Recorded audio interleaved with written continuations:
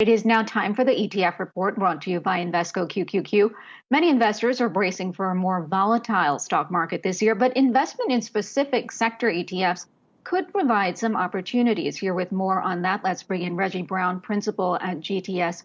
Reggie, thanks so much for being here. So I have to start talking about tech because January was just a horrific month for that sector, but February so far seems to be looking up. The month is early, but Alphabet came out with some stellar earnings. Apple also record numbers as well. So is it too volatile to start looking perhaps at jumping into the tech sector, or is this actually a good time to sort of maybe come up with some, good deals? And if so, which particular areas should we be looking at, in your opinion?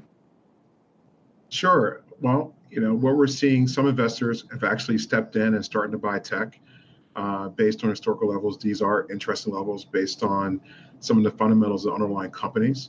We're seeing a lot of action in the technology sector, ETF XLK, where the top holdings is Apple, Microsoft, and NVIDIA. And then we're seeing a lot of interest in software ETFs. So one, for example, is iShares IGV, where again, the top holdings there is Microsoft, Salesforce, Adobe, and Intuit. So I think there's a lot of opportunity, and we're seeing investors placing bets that on a fundamental basis that the January sell-off is a good place to start stepping in.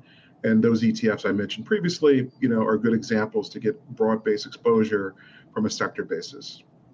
And so, what should investors be evaluating before deciding on investing in sector ETFs, particularly amid all of this volatility, right? What's your advice, perhaps as far as duration and how often to reassess this year as far as rotation strategies as well? Well, as rates go, as Fed funds go to 2%, the market is priced in 7 hikes of 25 basis points each. So that gets us somewhere in the boundary of 175 to 2% in the Fed funds rate. Higher rates generally are not great for growth stocks. They absorb a lot of capital. But literally, I think investors should be looking at just individual companies and taking sector bets based on long-term growth opportunities. I think there's some fantastic buys out there. We're not going to stop buying Apple products. And that's representative of just the globalization opportunity in technology and the change in the economy based on technology. So investors should look at the big picture here and not necessarily react to short-term movements. I agree, January was somewhat abrupt, but we've also had a long run in the marketplace.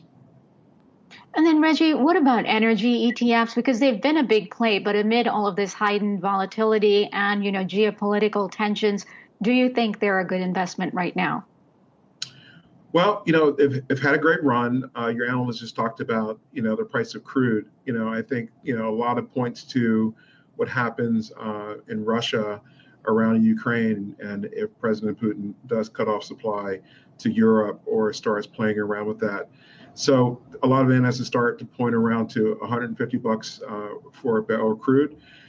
Personally, I think some of the areas to invest in using ETFs is the Invesco DB Oil Fund. It's a futures-based ETF that tracks the price of crude using futures. That's had a terrific run. And then if you look at sector ETFs, PXE, which is another Invesco Energy Explorer Driller ETF, where the top holdings there is EOG, Occidental, and Phillips Petroleum 66.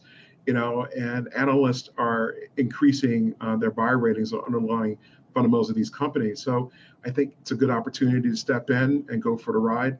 If geopolitical forces do dictate oil is going to go to $150 a barrel, and then of course the output from Saudi Arabia. And then, Reggie, also, before we let you go, also you suggest some ETFs for rate increase environment as well that may be good plays as well. One of them, BLKN. Yeah, in a rising rate environment, you want to be in rate adjusted products. And there are 3 that I'm very familiar with. I launched BKLN for the senior loan ETFs a number of years ago. That's great for a rising marketplace. And then also we're seeing a lot of action in the 3 and 7 year duration Treasury ETF, IEI from iShares. So these are great products for a rising rate environment. And another one, a smaller ETF, is the Pacer Floating Rate ETF, and that ticker is FLRT. And as you do sector rotation and you want to preserve cash, and you want to get conservative, having a short duration or a rate adjusted ETF makes sense. And these are all tradable, and the capacity of these ETFs are quite large. Easy to absorb large amounts of capital inflow in one day. Okay, well, record inflows into ETFs last year, so we'll have to see if that momentum continues. Thank you so much for your time today, Reggie Browne, Principal at GTS.